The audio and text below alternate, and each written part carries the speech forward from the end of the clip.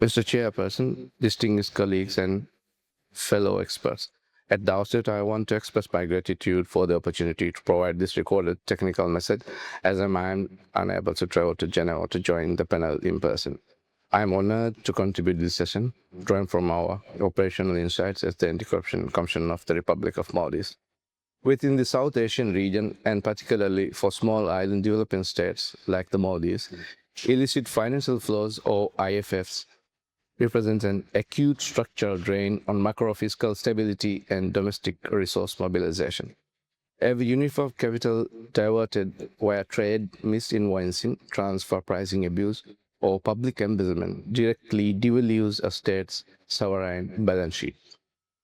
As detailed in Human Rights Constitution 58.7, this capital flight deprives states of critical fiscal space required to execute structural economic policies and progressively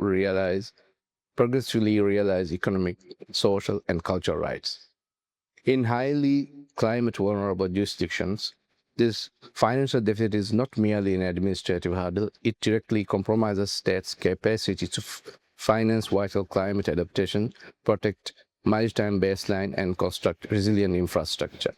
Our technical focus today must therefore look past the initial asset recovery life cycle and isolate the complex regulatory and technological protocols governing the post-repatriation phase.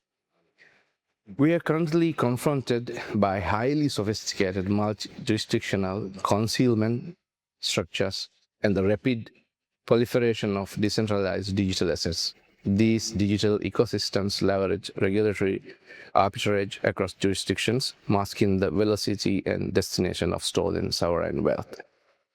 To counteract these obscure financial networks, our international cooperation frameworks must evolve beyond manual legacy methodologies.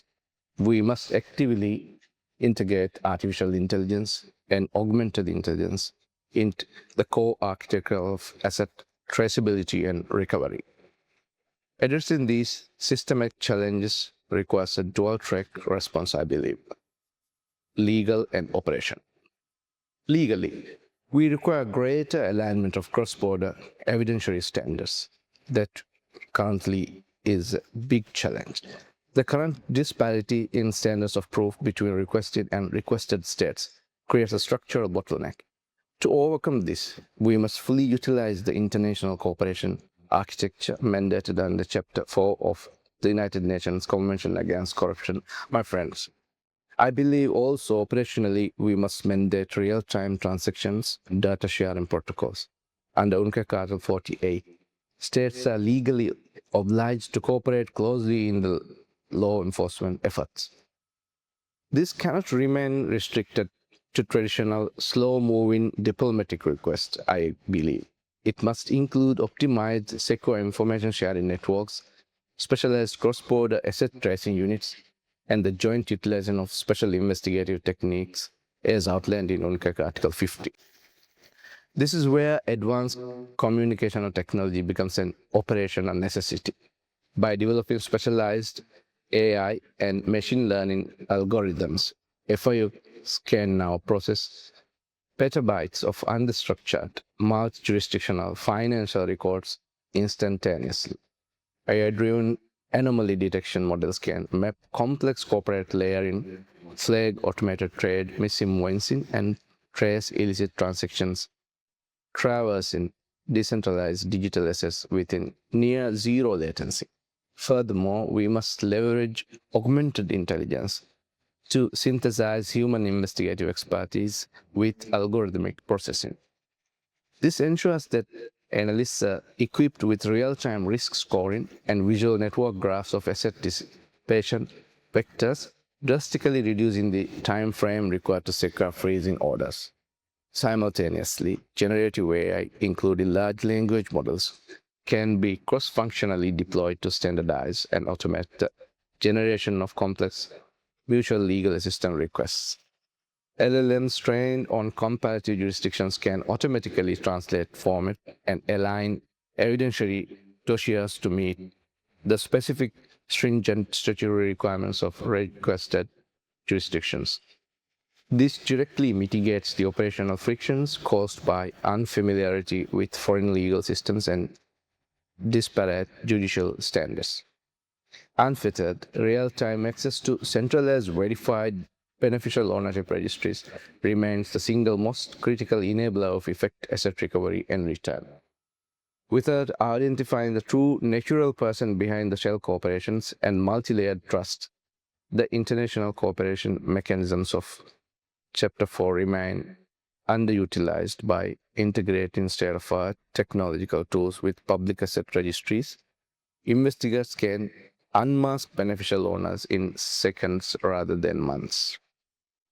Once legal repatriation is achieved, where these advanced technological tracks, the allocation of returned capital must be bound by a strict human rights-based approach operationalized through three precise administrative and financial criteria. First, line item budgetary transparency. Repatriated funds not only be only absorbed into general revenue pools where their trajectory is lost. They must be integrated into national accounting systems under transparent, auditable project lines. Here, I think AI auditing tools can provide continuous automated tracking and forensic verifications, ensuring clear public oversight of all financial allocations toward sustainable development goals. Second, institutional verification and whistleblower protection. Decision-making frameworks regarding asset allocations must integrate non-state oversight, including civil society actors and independent audit institutions. Simultaneously, pursuant to UNCAC Article 33, domestic legal frameworks must deploy robust legal and physical safeguards to protect reporting persons and whistleblowers, ensuring that the reporting of corruption does not result in institutional retaliation. Third, unconditional asset return architecture. In accordance with UNCAC Chapter 5, asset return is a fundamental legal principle, not a discretionary act of foreign policy. Requested jurisdictions must eliminate arbitrary conditionalities that infringe upon national sovereignty, ensuring that recovered assets serve their rightful purpose. It requires an immediate shift away from isolated legal reforms. It demands the complete integration of legal, financial, and investigative systems into single, coherent operational frameworks assisted by technological advancements. In November 2022, the Anti-Corruption Commission of the Maldives conducted a comprehensive research initiative to systematically identify and diagnose the gaps within the Maldivian asset recovery system. Based directly on those empirical findings, the SEC subsequently designed and developed a comprehensive asset recovery model law. To transition these findings into enforceable state policy, the Commission has officially proposed and shared this model law with both the government and the Parliament. This expert meeting offers a vital opportunity to advance these practical solutions, synchronize experience, and harden our collective operational capabilities. I thank you.